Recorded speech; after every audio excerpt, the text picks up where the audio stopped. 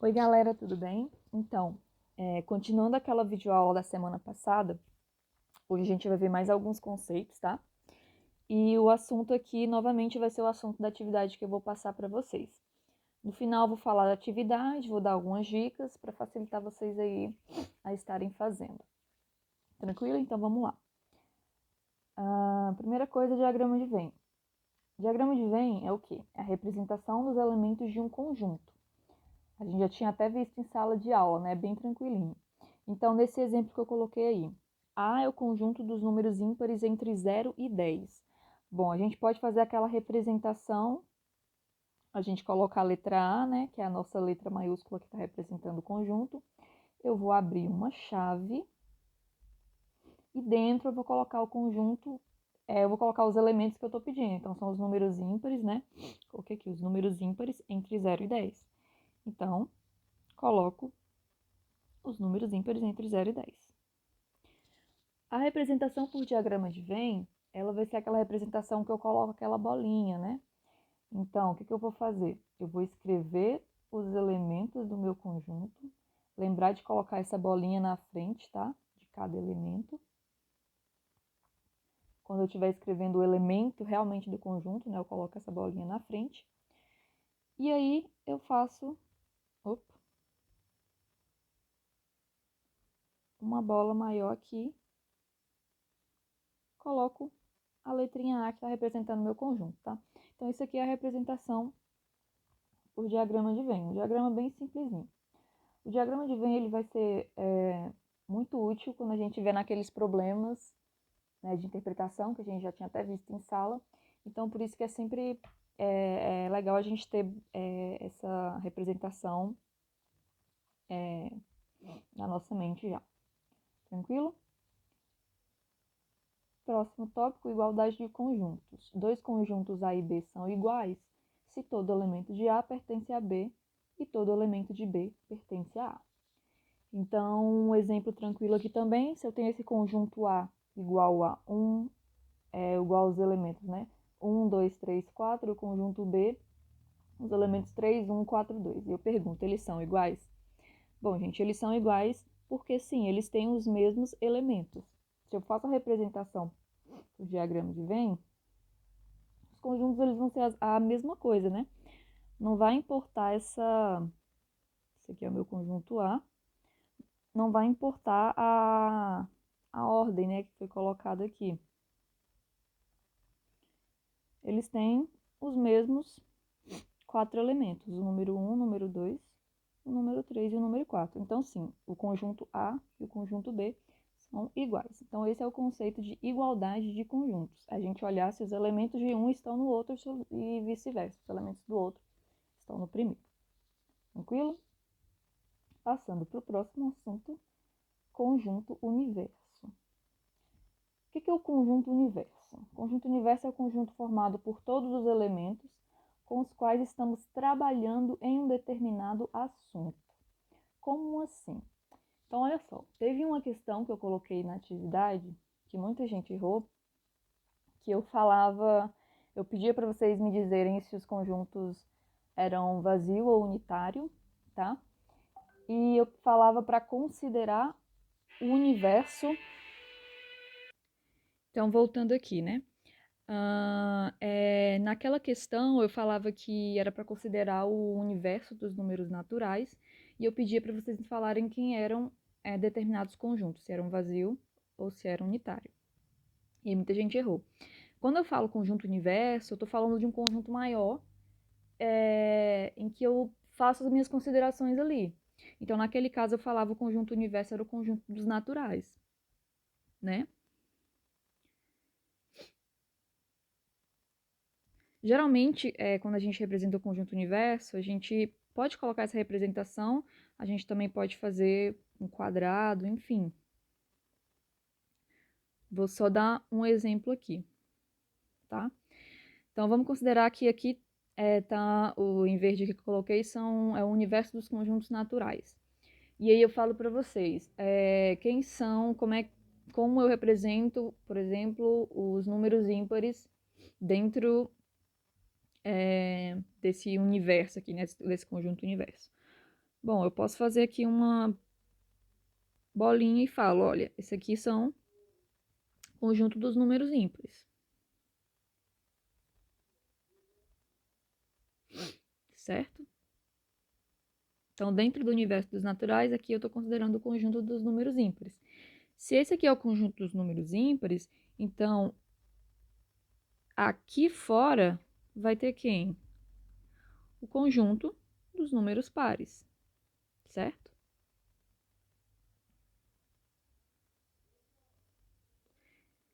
Conjunto dos números pares.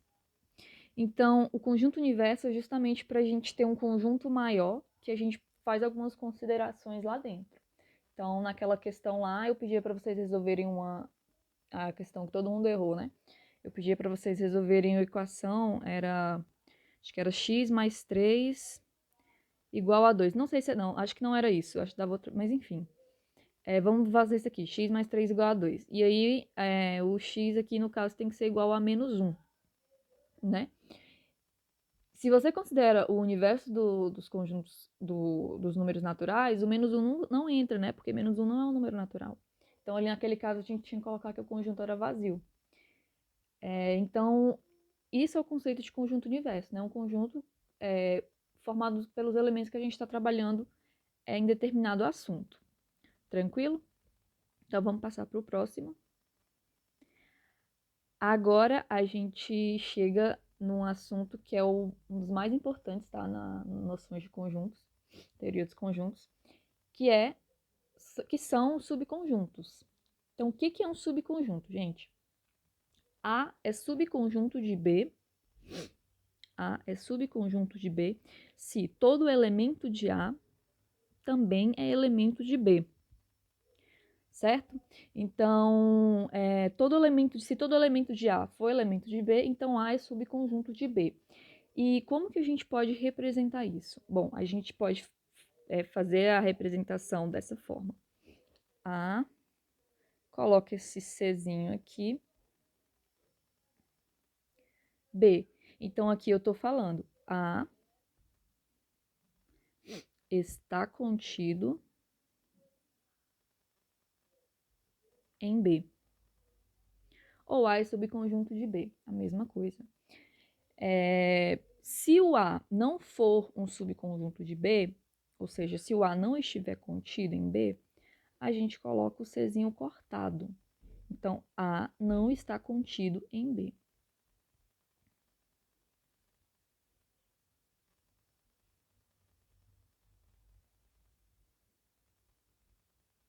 Nesse caso aqui. A gente também possui outras formas de fazer essa representação, que ao invés de falar A está contido em B, a gente pode falar que o B contém A, certo? Então, B contém A. Então, essa primeira aqui e essa primeira aqui, a gente está falando a mesma coisa, que o A está dentro de B, o A é subconjunto de B, tá? São só duas formas diferentes. E, da mesma forma, a gente também poderia falar que o B não contém o A. Então, B não contém A, que seria essa segunda aqui. Então, a gente pode falar que o A não está contido em B, ou falar que o B não contém o A, certo? Então, vamos fazer um exemplo para a gente verificar na prática. Então, vamos lá. P é o conjunto dos números naturais pares e N é o conjunto dos números naturais.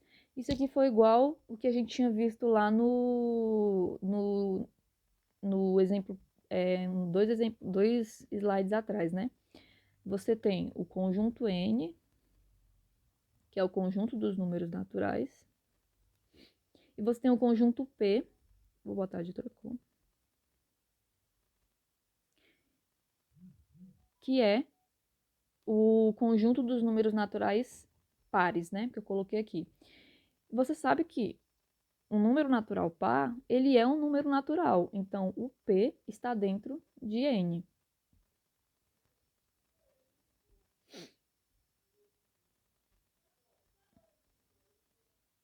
só assim, N. Então, o P é subconjunto de N. Ou o P está contido em N, ou N contém P. Então, a gente pode escrever dessas duas formas, né? Vai estar falando a mesma coisa, que o P é um subconjunto de N, nesse caso aqui. Tranquilo?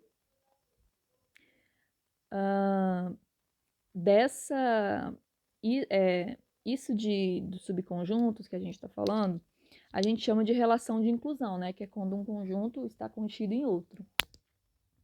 A é subconjunto de B, ou A está... Opa. A é subconjunto de B, ou A está contido em B. Isso aqui é o que a gente chama de relação de inclusão. E dessa relação de inclusão, a gente pode tirar duas conclusões. Primeira, essa primeira aqui que eu coloquei, né? O conjunto A, ele está contido em A. Parece estranho, né? Mas basicamente é você pensar que o conjunto está dentro dele mesmo, né? E a segunda aqui é que o vazio, ele também está contido em qualquer conjunto, tá? Essa aqui não é tão simples da gente entender o porquê, tá? Não vou estar explicando aqui, eu acho que basta vocês entenderem essas duas conclusões aqui, tá? Mas quem tiver interesse depois me perguntar, a gente troca uma ideia. Então é isso, essas duas conclusões que a gente tira. Sempre um conjunto está dentro dele mesmo e o conjunto vazio está dentro de todo o conjunto. Essas duas propriedades aqui são importantes, essas duas conclusões, porque a gente vai usar isso lá na frente em conjunto das partes, tá? Que a gente também vai explicar aqui nessa videoaula. E quais são as propriedades da relação de inclusão? Bom, a gente tem 3 propriedades importantes. Primeiro, eu falei que todo conjunto está dentro dele mesmo. Isso a gente chama de propriedade reflexiva, certo? Então, todo conjunto está dentro dele mesmo, a gente chama isso aqui de propriedade reflexiva. Segunda propriedade. Se um conjunto A está contido em um conjunto B, e esse conjunto B também está contido nesse conjunto A, então esses dois conjuntos têm que ser iguais, tá? Não tem como um conjunto estar dentro de outro e esse outro está dentro do primeiro e eles serem diferentes, tá? Não tem. Então, se eu falo que A, vou representar. A está contido em B, né? Então, o B é o maior e o A está aqui dentro dele. Então, é isso que está falando a primeira propriedade. Ou a primeira parte aqui. A está contido em B. Depois, o B está contido em A. Isso aqui só vai acontecer se eles forem o mesmo. Então, o conjunto A tem que ser igual ao conjunto B. Não tem como eles dois serem diferentes, tá? Se essas duas coisas acontecerem. Se o A estiver dentro de B e B estiver dentro de A. Então, os dois conjuntos são iguais. Isso aqui a gente chama de propriedade antissimétrica, certo? E a última propriedade aqui, eu não coloquei o nome, mas é propriedade... Perdão, gente, saiu aqui. É propriedade transitiva.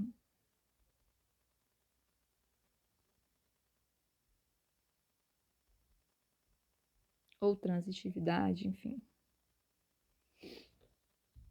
Se o conjunto A está contido num conjunto B, e esse conjunto B está contido num conjunto C, então, se o primeiro está contido no segundo e o segundo está contido no terceiro, então o primeiro tem que estar contido no terceiro.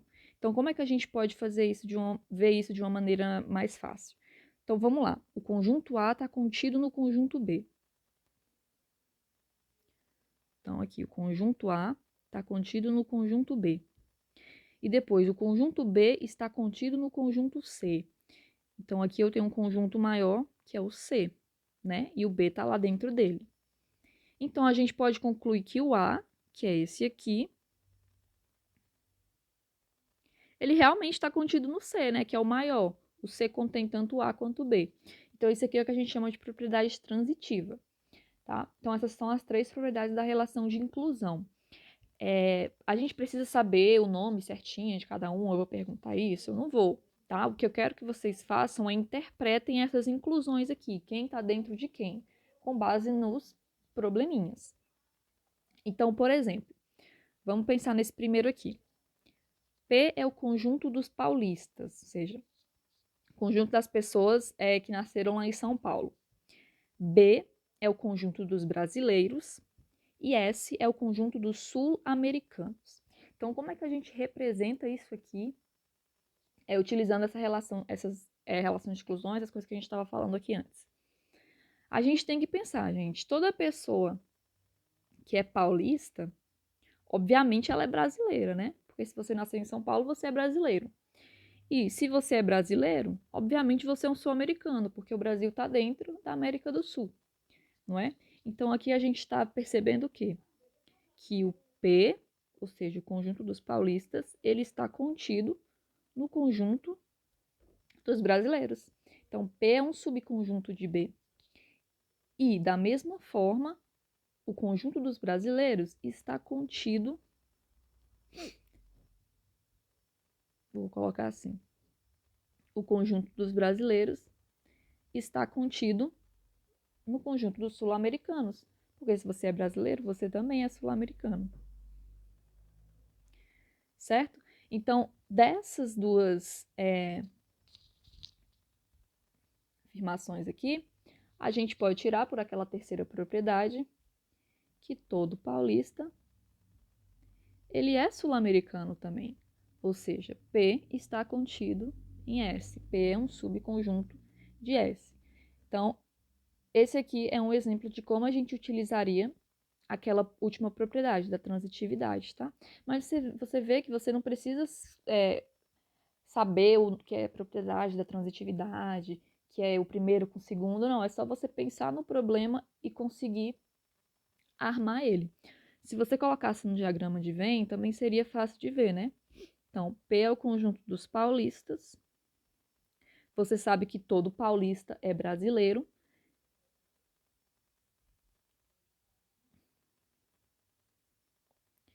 Então, todo mundo aqui é brasileiro, então eles têm que estar dentro desse B aqui.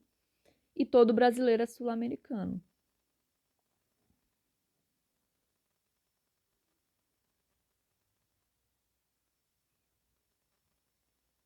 Tranquilo? Então, você pode raciocinar de qualquer dessas formas aqui, tá? O mais importante é você entender essas relações de inclusão. Quem está dentro de quem. Tranquilo? Vamos para um outro exemplo aqui, olha. Agora eu estou falando, B é o conjunto de todos os brasileiros, A é o conjunto dos brasileiros que dirigem automóveis e S é o conjunto de pessoas que nasceram no sul do Brasil, tá?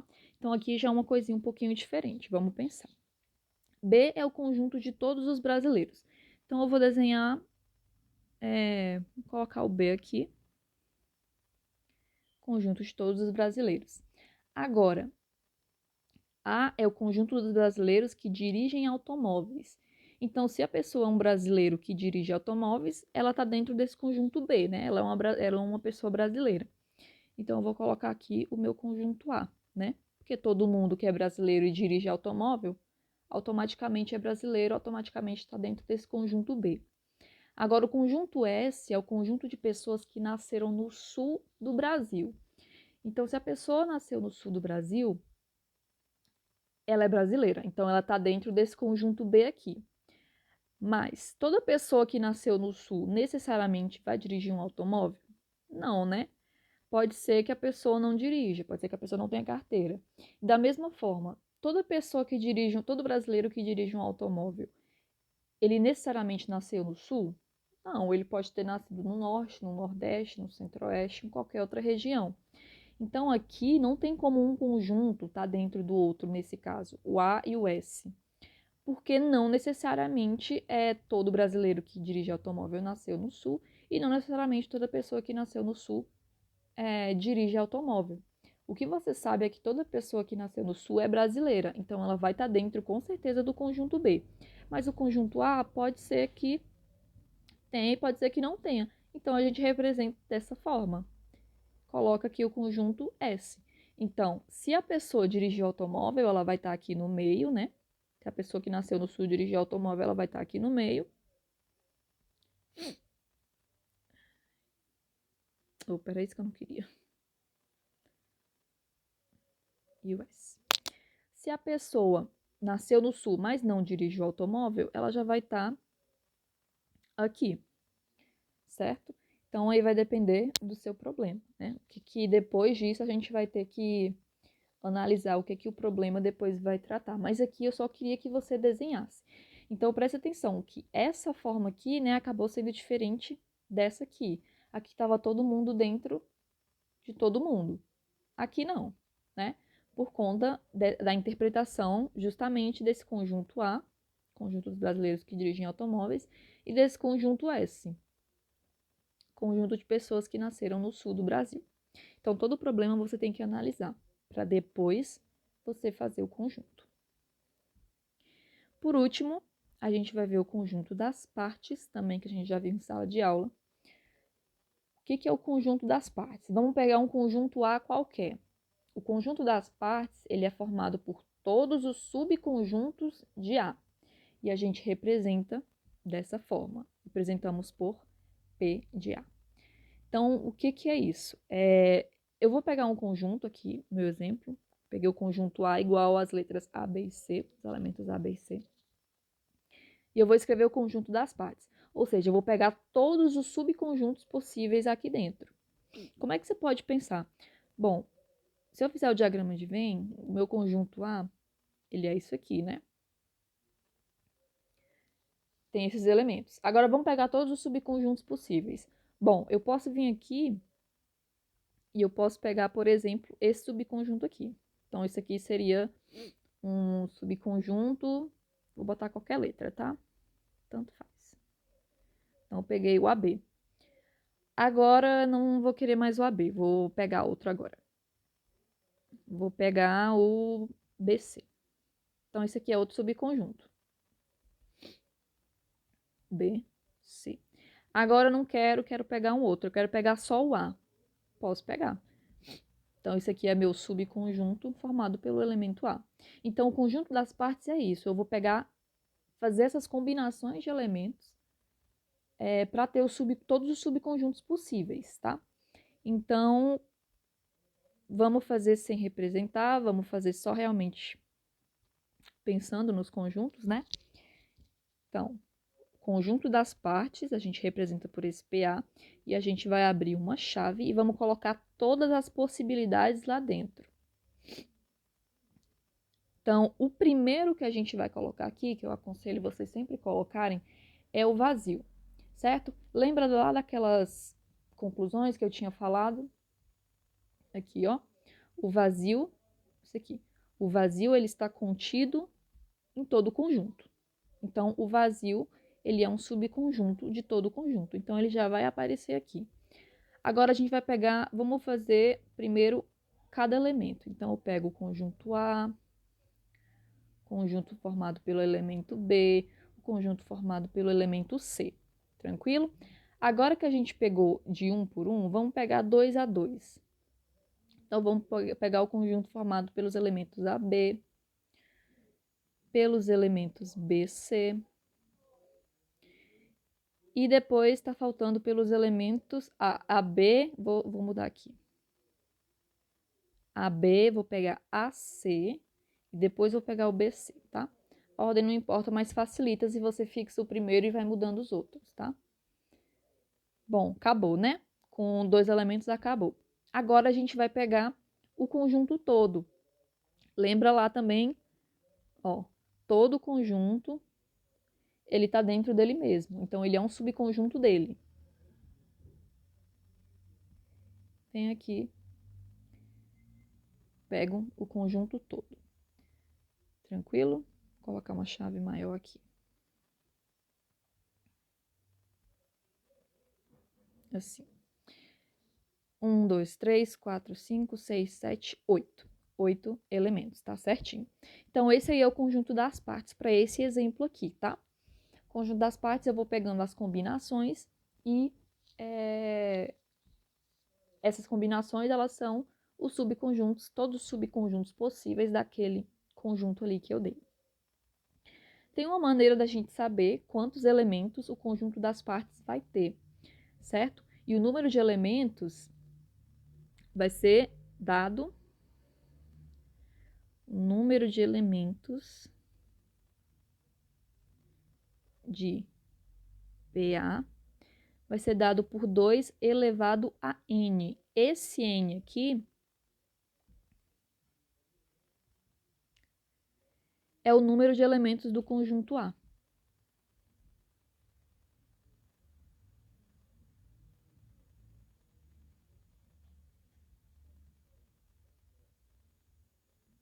Ok?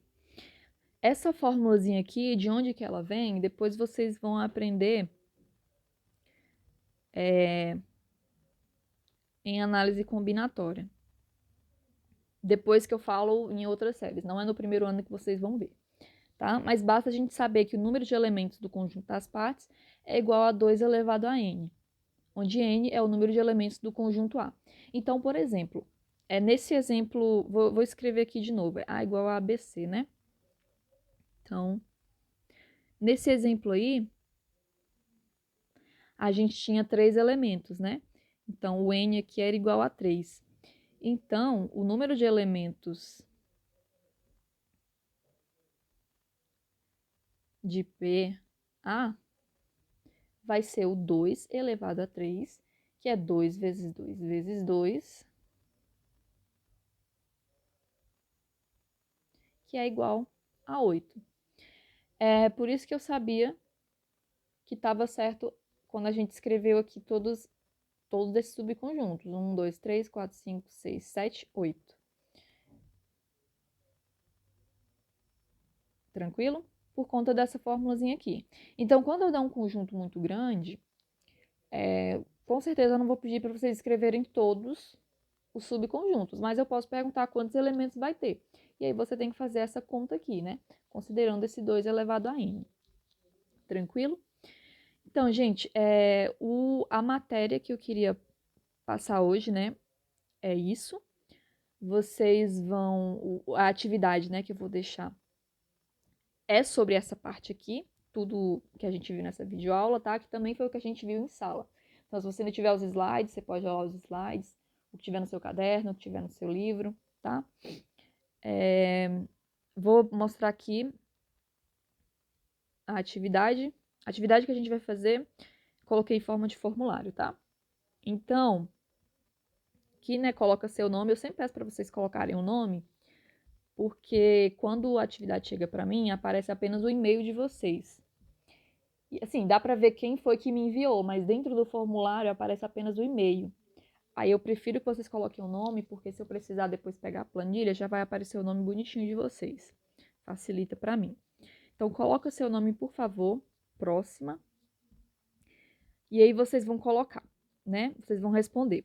Então, a questão 1, eu dou uns conjuntos, o conjunto A, o conjunto B, o conjunto C, o conjunto D. E aí vocês vão colocar se está verdadeiro ou falso essas afirmações que eu faço aqui.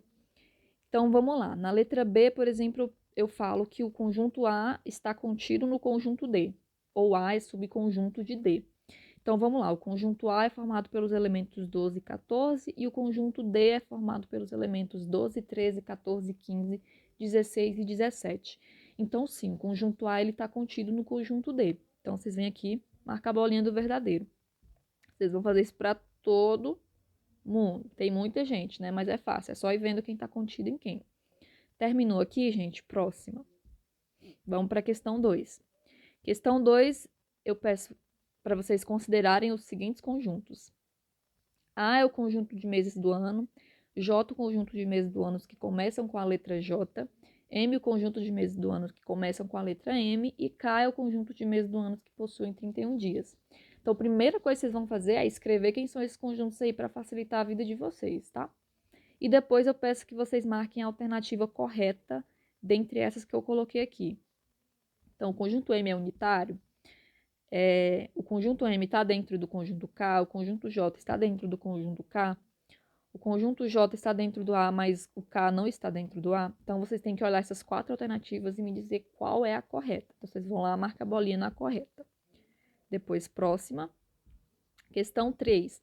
Na questão 3, eu peço para vocês me desenharem esses conjuntos aqui. Então, na letra A, eu quero o conjunto dos países da América... Eu falo que o conjunto A é o conjunto dos países da América do Sul e o conjunto B é o conjunto dos países do continente americano.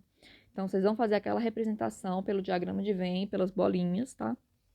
E faça a mesma coisa aqui na letra B. É um outro probleminha, mas também vai fazer do mesmo jeito. O que é que vocês vão fazer? Ou vocês desenham no caderno, tira foto e manda. Ou se você quiser fazer no Paint, no Word, enfim, algum programa aí, também pode, tá? Pode fazer das duas formas.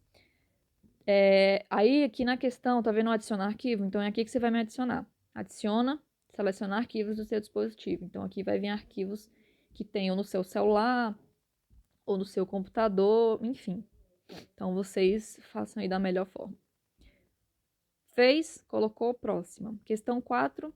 Sendo A igual ao conjunto formado pelos elementos 3, 7 e 8, escreva 3 conjuntos tais que A esteja contido nesses conjuntos. Então, vocês vão me pensar em conjuntos, qualquer conjunto, pensa aí qualquer conjunto, que o conjunto A está lá dentro dele, tranquilo? Vocês vão escrever a resposta aqui. Aqui você realmente vai colocar, eu vou botar o conjunto B igual a, não sei, tarará, vocês vão escrever, vocês vão escrever, mas aí vocês colocam a chave, tá? Colocar a chave, coloca o número separado pela vírgulazinha bonitinho, que tem o igual, né?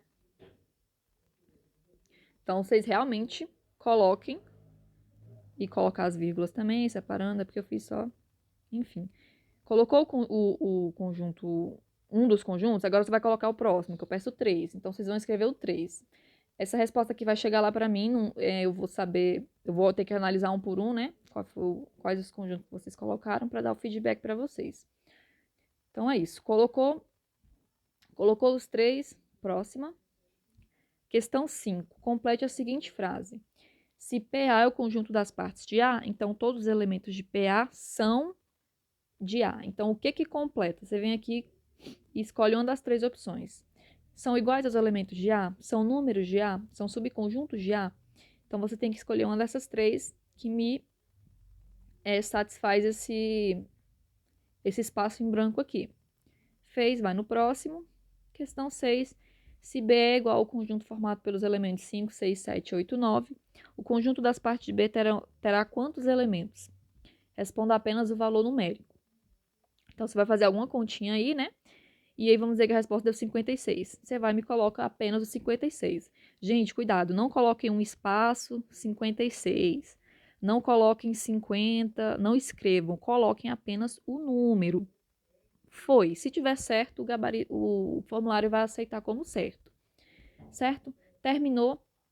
Coloquem aí para enviar, tá? E aí vai chegar lá para mim. Beleza? Então, gente, é isso, tá? Qualquer dúvida também, mande mensagens. Procurem no livro, vou deixar lá qual que é as páginas no livro que tem esse assunto.